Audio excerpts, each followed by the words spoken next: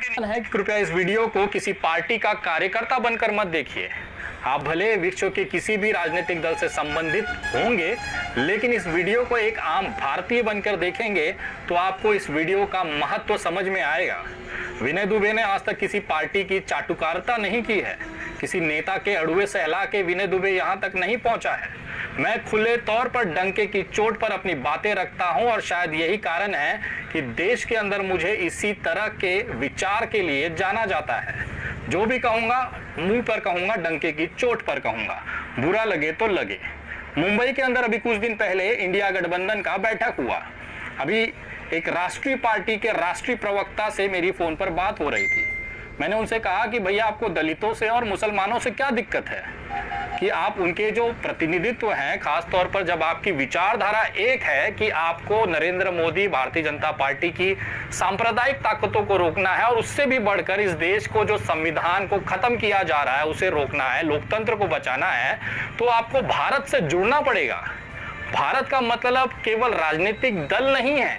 भारत का मतलब होता है कि भारत का हर वो नागरिक जो इस समान विचारधारा का समर्थन करता है, यानी जो भी भारतीय जनता पार्टी के नीतियों से, उनके कृत्यों से परेशान है, उनकी विचारधारा को नहीं सही मानता, ऐसे तमाम लोगों को आपको अपने साथ जोड़ना पड़ेगा।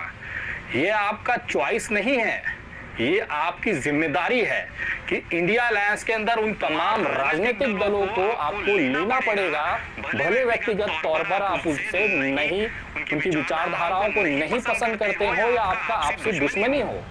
आप इंडिया को, संविधान को, लोकतंत्र को बचाने की बात करते हैं, लेकिन आपको राजनीतिक दल और उनके कुछ नेताओं से आपको दिक्कत है। मैंने उनसे पूछा कि बिहार के पप्पू यादव जो कि एक जनसेवक है, लोगों के अंदर अच्छी छवि उनकी बनी है क्योंकि वो कोरोना से लेके बाढ़ के में पानी भर के कमर भर पानी में उन्होंने जाके लोगों की मदद की। एक अच्छा खासा वोट बैंक है उनके पास, भले उनकी सीटें नहीं आती हैं लेकिन लोग उन्हें वोट तो दे रहे हैं। जाप को बिहार से इंडिया अलायंस में क्यों नहीं लिया गया? उन राष्ट्रीय प्रवक्ता के पास इसका जवाब नहीं। उसके बाद मैंने पूछा कि ठीक है, बहन मायावती के साथ क्या दिक्कत है, या मुझे आप बता दीजिए कि आपकी राष्ट्रीय पार्टी में ऐसा कौन सा चेहरा है जो दलितों का वोट आपको लाके दे देगा, वो भी कश्मीर से लेकर कन्याकुमारी तक। तो उन्होंने बताया कि हमारे पास हमारे राष्ट्रीय अध्यक्ष, मैं खुल के बोल रहा हूँ, कांग्रेस पार्टी के राष्ट्रीय अध्यक्ष खड़गे जी का नाम लिया। मैं आपसे पूछना चाहता हूं कि क्या खड़गे जी जो खुद दलित समाज से आते हैं, बहुत वरिष्ठ नेता हैं, उनका बहुत सम्मान है, लेकिन मैं व्यक्तिगत तौर पर ये जानता हूं कि उनके अंदर वो ताकत नहीं है जो दूसरे राज्यों में जाकर वहां पर दलितों का वोट उनको दिला सके। अगर ऐसा होता तो उत्तर प्रदेश विधानसभा चुनाव में कांग्रेस पार्टी को कितने दलित वोट दिला पाए। उसके बाद मैंने पूछा कि क्या आपके पास मुस्लिमों का प्रतिनिधित्व है, तो उन्होंने कहा कि एक बहुत बड़े शायर हैं जो इस समय राज्यसभा के सदस्य हैं, वो हमारे अल्पसंख्यक विभाग के अध्यक्ष हैं, राष्ट्रीय अध्यक्ष। वो पूरे देश में जाकर मुसलमानों को एकजुट कर वोट दिलाएंगे। मैंने बोला भैया सुनो, ये मुशायरा नहीं हो रहा है, शायरी कि महफिल जमानी है, वोट दिलाना है। जो इंसान खुद अपनी लोकसभा चुनाव में 5 लाख से ज्यादा वोटों से हारा, वो भी उसी पार्टी से जिससे वो आज राज्यसभा है, कांग्रेस के सिंबल पर मुरादाबाद जैसी सीट जहां पर बहुसंख्यक जो आबादी है वो मुसलमानों की है, अपने मुस्लिम कम्युनिटी के अंदर 5 लाख वोटों से शर्मनाक हारने वाला इंसान आपको महाराष्ट्र में, कर्नाटक में, आंध्र प्रदेश में, उत्तर प्रदेश में जाकर मुसलमानों का वोट दिला देगा। मैं बोला देखो, कुत्ता पालो, बिल्ली पालो, पर ये गलत फहमी मत पालो कि वो इंसान मुसलमानों का प्रतिनिधित्व है, मुस्लिम कम्युनिटी से आता है, बहुत सम्मान है, अच्छे शायर हैं, अच्छा मुशायरा जमा लेते हैं, महफिल जमा लेते हैं, लेकिन उनकी इतनी औकात नहीं है कि वो मुसलमानों का वोट दिला सके। फिर उन्होंने पूछा कि फिर आप बताइए कि किसको लिया जाए कि हमारा मुस्लिम जो वोट बैंक है वो बैलेंस हो जाएगा। मैंने कहा कि किसी एक नेता के पास मुसलमानों का वोट बैंक नहीं है, लेकिन तमाम छोटे छोटे मुसलमानों के जो रहनुमा हैं या प्रतिनिधित्व करने वाले लोग हैं, उनको आपको एक साथ इंडिया अलायंस में लेना पड़ेगा ताकि ये जो मुसलमानों के वोट बैंक का जो बिखराव है उसे रोक कर आप उसके अपने लिए, अपने अलायंस के लिए इस्तेमाल कर सकें और खास तौर पर भारतीय जनता पार्टी की जो सांप्रदायिक नीतियां हैं उसे रोक सकें। इस देश के अंदर अगर आज संविधान की लड़ाई कोई लड़ रहा है, लोकतंत्र की लड़ाई लड़ रहा है, तो प्रमुख तौर पर फ्रंट लाइन पे आकर सिर्फ दो समाज के लोग लड़ रहे हैं। एक है दलित समाज, दूसरा है मुस्लिम समाज। यही दो समाज ऐसा है जो लगातार प्रताड़ित किया जा रहा है। इनके रिजर्वेशन खत्म किए जा रहे हैं, इनके ऊपर अत्याचार किया जा रहा है, इनके घरों पर बुलडोजर चलाए जा रहे हैं। अगर इसी दो कम्युनिटी को, इसी दो समाज को आप बगल कर देंगे तो घंटा का इंडिया जीतेगा। मैंने उनसे कहा या तो आप लोगों की मंशा केवल सत्ता हासिल कर राहुल गांधी को प्रधानमंत्री बनाना है, या फिर सही में इंडिया जो कि असली भारत है उसे बचाने के लिए आप लोग लड़ रहे हैं। अगर आपकी लड़ाई असली में भारत को बचाने को होती तो शायद ओवैसी साहब से या बहन मायावती से आपको दिक्कत नहीं होती। उसके बाद उन राष्ट्रीय प्रवक्ता का कहना था कि अरे यार वो तो बीजेपी के बी टीम है। मेरा ये कहना है कि भले वो बीजेपी के लिए काम करे या बीजेपी के साथ काम करे, कोई दिक्कत नहीं है, लेकिन आपके गठबंधन में आने के बाद उनका जो वोट बैंक है वो भी तो आपसे जुड़ेगा। चुनाव में अगर वो आपके साथ, आपके सिंबल पे लड़ेंगे तो वोटों का बिखराव ही नहीं होगा। और किस बीजेपी की बी टीम की बात कर रहे हैं आप? आपके खुद के इंडिया के अलायंस में उद्धव ठाकरे जी बैठते हैं जो कि 30 सालों तक भारतीय तो लगभग तैयार है, बस मटर डालने बाकी है। जनता पार्टी के गठबंधन के साथ सरकार बनाए, वहां पर बहुत बड़े पदों पर रहे, बहुत सारे मंत्री कराया, 30 साल तक महाराष्ट्र का सत्ता उन्होंने सुख भोगा।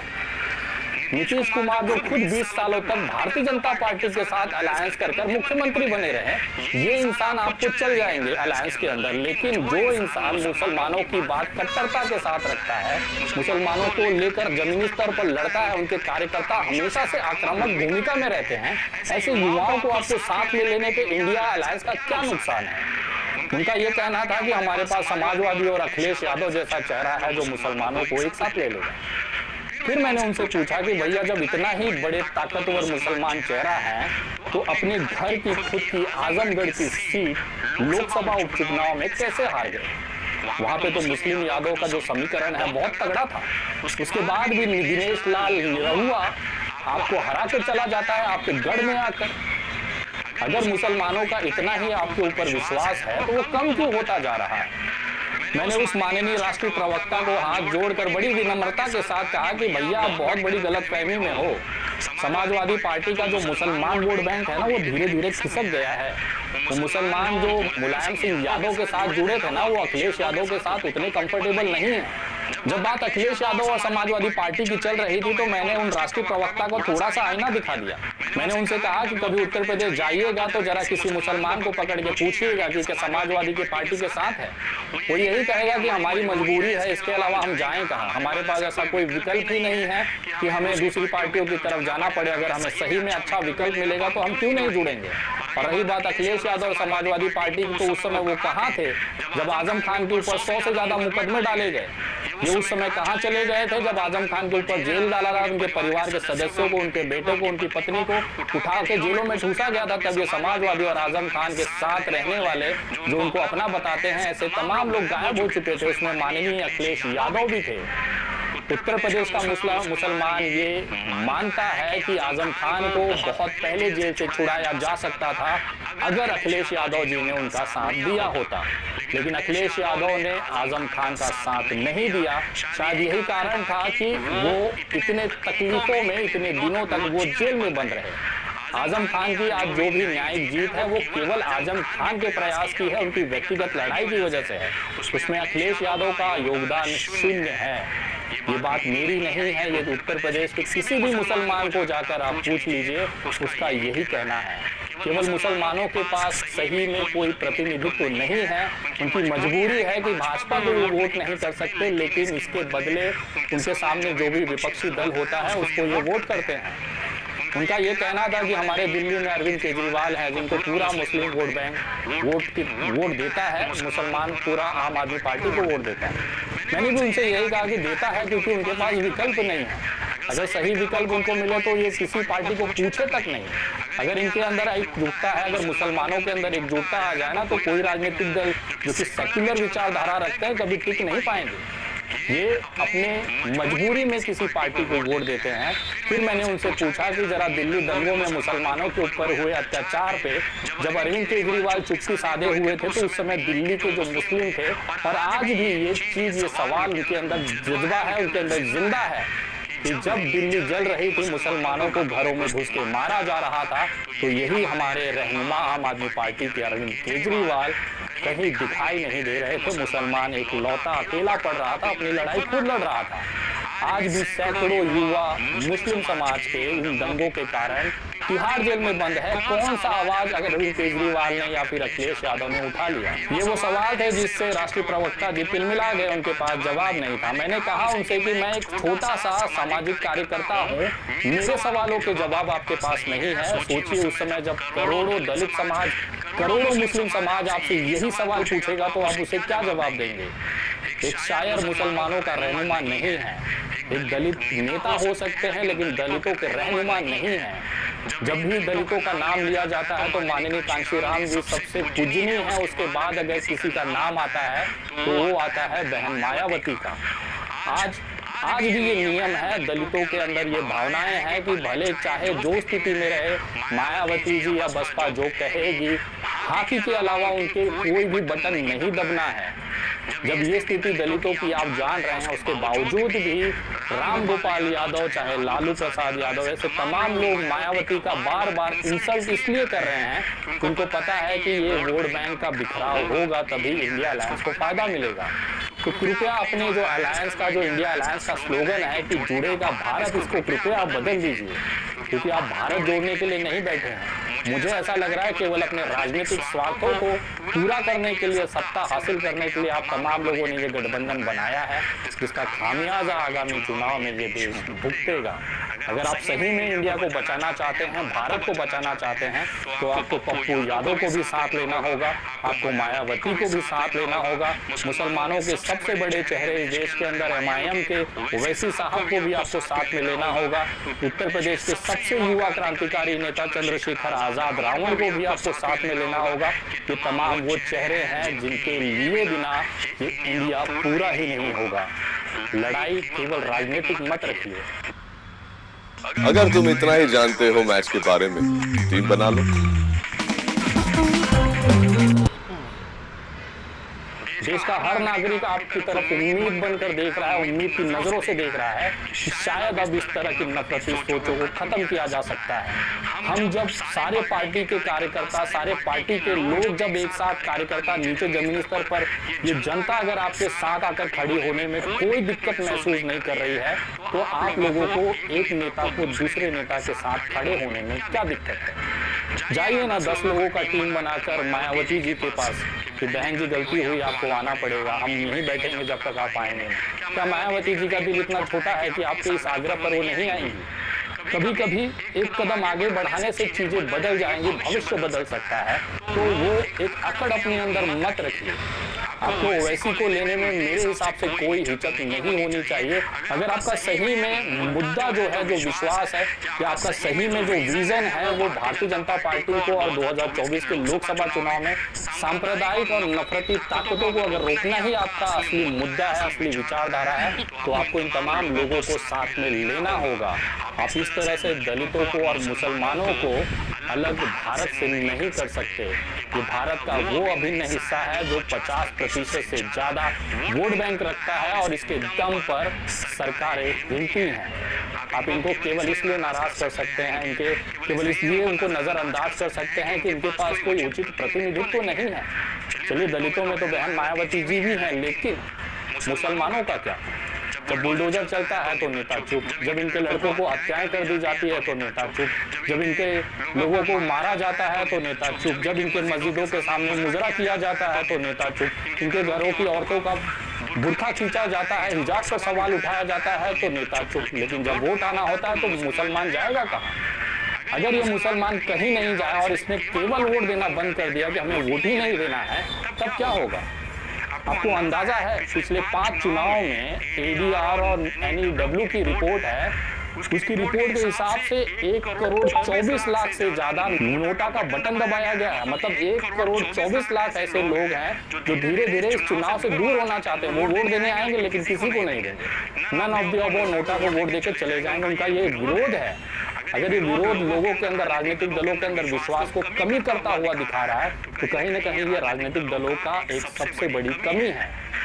अपने आपसी मतभेदों को बगल करके अगर सही में इस देश के संविधान और लोकतंत्र को बचाना है तो 2 कदम आगे बढ़ाइए। इससे कोई छोटा नहीं हो जाता। इससे किसी के विश्वास को, किसी के रेपुटेशन को ठेस नहीं पहुंचती। उल्टा ये आपका बड़प्पन होता है। मैं देखना चाहता हूं कि राहुल गांधी खुद अपनी गाड़ी उठाकर मायावती जी के पास जाकर बैठे और उनसे निवेदन करें कि आपको इस अलायंस में आना है। मैं दावे के साथ कहता हूं कि मायावती जी इतनी छोटे दिल की नेता नहीं है। इतनी हमेशा से उन्होंने यूपीए के साथ में रही हैं तो इस बार भी उन्हें कोई दिक्कत नहीं होगी। लेकिन एक सही अप्रोच की जरूरत है इस इंडिया अलायंस को अगर सही में सफल बनाना है। मैं तमाम उन लोगों से कहना चाहता हूं जो इंडिया अलायंस के लिए काम कर रहे हैं, दिन रात सोशल मीडिया पे लिख रहे हैं। मैं रिजल्ट अगर बता दूं कि अगर इन तमाम लोगों को इंडिया अलायंस के साथ नहीं जोड़ा गया तो आप तमाम लोगों की मेहनत पर एक पानी फिर जाएगा। एक बहुत बड़ी निराशा आपको 2024 के रिजल्ट के समय दिखेगी। अगर इन तमाम जो छोटे दल हैं, राष्ट्रीय दल हैं, अगर इनको एक साथ नहीं जोड़ा गया तो ये क्लियर मैसेज इंडिया अलायंस ये देना चाहता है कि हम अपनी मनमर्जी करेंगे। हमारा कोई भी विश्वास लोकतंत्र बचाने या संविधान बचाने का नहीं है। हम केवल प्रधानमंत्री पद के लिए लड़ रहे हैं। प्रधानमंत्री के लिए जो भी हमें अहम प्रेम प्रकटन करना पड़ेगा हम करेंगे। हम खेतों में जाके वीडियो शूट बनाएंगे, हम खाना खाते समय वीडियो बनाएंगे, हम अलग अलग जगह पिकनिक मनाने अलग अलग शहरों में बैठ के करेंगे। लेकिन रिजल्ट जो होगा वो 0 सन्नाटा ही होगा। विनय दुबे की ये बात आप लिख कर ले लीजिए। इस देश के अंदर आप दलितों को, मुसलमानों को कभी भी नजरअंदाज नहीं कर सकते। मैंने उन राष्ट्रीय प्रवक्ता को कहा कि भाई साहब आपकी अपनी औकात पता है? कौन सा वोट बैंक है आपके पास जिसके दम पे आपके अंदर इतनी अकड़ है? भारतीय जनता पार्टी को 70% ब्राह्मण वोटर हैं। ब्राह्मण वोट जो होता है 70% वो भारतीय जनता पार्टी के पास जाता है। आपके पास क्या है? केवल 10%, वो भी वो जो आपका कार्यकर्ता है। पारंपरिक जो कांग्रेस का वोटर है ब्राह्मण समुदाय, वही आपको वोट देता है। इसके अलावा कोई नया वोटर आपसे नहीं जुड़ा है। क्षत्रियों की, राजपूतों की बात करें तो 95% क्षत्रिय जो हैं वो बीजेपी के साथ एक पैर पर खड़े हैं पूरे देश के अंदर। कांग्रेस और इंडिया अलायंस की बात बता दीजिए कितने राजपूत आपके साथ हैं। वैश्य समाज की जो कि बनिया जिसे आप कहते हैं वो तो 95 से 99% बीजेपी का कट्टर वोट बैंक है और उनके साथ ही खड़ा रहेगा चाहे जो स्थिति हो जाए।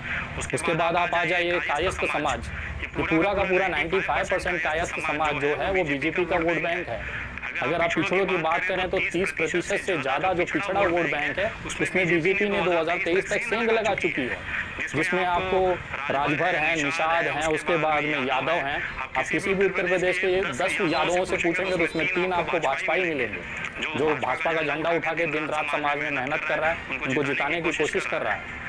बाकी अगर दलितों का पूछ लेंगे, अगर दलित वोट बैंक, अगर दलितों के पास विकल्प नहीं है वहां पर कांग्रेस के अलावा या कोई अच्छी पार्टी के अलावा, तो उनका भी वोट जाता है बीजेपी को। शायद यही नतीजा था 2019 में जो इतने प्रचंड बहुमत के साथ बीजेपी ने वापस सत्ता हासिल की। दलितों का सबसे बड़ा टर्नओवर हुआ है बीजेपी की तरफ। ये वो सब कारण है जिसको आपको देखना होगा। अगर आप इंडिया अलायंस के औकात की बात करूं मैं तो क्या वोट बैंक है उनके पास? ब्राह्मण 10%, राजपूत 5%, वैश्य 2%, कायस्थ 5 से 10%, पिछड़ा वोट आपके पास है 40%, लेकिन वो भी डगमगा रहा है। उसके बाद आपका जो सबसे बड़ा जो इंडिया अलायंस का वोट बैंक है वो पता है क्या है? वो है 60%, 70% से ज्यादा मुस्लिम। लेकिन इसी 70% वोट बैंक को आप नजरअंदाज करें। आपको पता है कहाँ जाएगा? हमारे पास ही आना है, उनके पास कोई विकल्प थोड़ी है। ये गलतफहमी में दूर रहिए। अगर मुसलमान ने चाह लिया, उसने अगर वोट ही नहीं दिया ना, तो आपकी औकात आपकी चीजों को 2024 में दिखाई देने लगेगा। इसलिए मैं फिर से निवेदन करता हूँ कि चाहे एमआईएम के ओवैसी साहब हो, चाहे बहन मायावती जी हो, चाहे चंद्रशेखर रावण हो, चाहे पप्पू यादव हो, इन तमाम लोगों को आपको इंडिया अलायंस में लेना पड़ेगा। ये निवेदन नहीं है, ये आपकी जिम्मेदारी है। इनको साथ लेकर ही आप इस तरह की बड़ी लड़ाई लड़ सकते हैं। इस तरह के तमाम हर राज्य में 2-4 ऐसे लोग हैं जिनको बिना साथ में लिए आप ये लड़ाई नहीं लड़ सकते हैं। इनके अलावा अगर आप लड़ते हैं तो रिजल्ट में आज आपको बता देता हूँ, वीडियो सेव करके रख लीजिएगा। 2024 में इंडिया अलायंस सत्ता तो दूर की बात है, 50 से 100 का आंकड़ा भी नहीं पार कर पाएगी अगर इसी तरह से ये अपनी अकड़ में चलते रहे। इनके आंकड़ों के लवड़म भोज्यम हो जाएंगे। वीडियो कैसी लगी है कमेंट करके जरूर बताएं। वीडियो शेयर करें, ज़्यादा से ज़्यादा लोगों तक पहुंचाएं। ये वो आईना है जो मैं दिखाना चाहता था आप तमाम लोगों को। आप किसी पार्टी के कार्यकर्ता के तौर पर इसे देखेंगे तो आपको ये बिल्कुल भी समझ नहीं लगेगा, आपको शायद बुरा लग सकता है, लेकिन एक नागरिक के तौर पर ये समझने की कोशिश करिए कि हमारी लड़ाई जिससे है उसके लिए एकजुटता और संगठनात्मक तरफ पर एकता बहुत ज़रूरी है। अगर ये नहीं हुआ तो जीतना नामुमकिन है। अगली वीडियो बहुत जल्द, तब तक जय हिंद, जय महाराष्ट्र।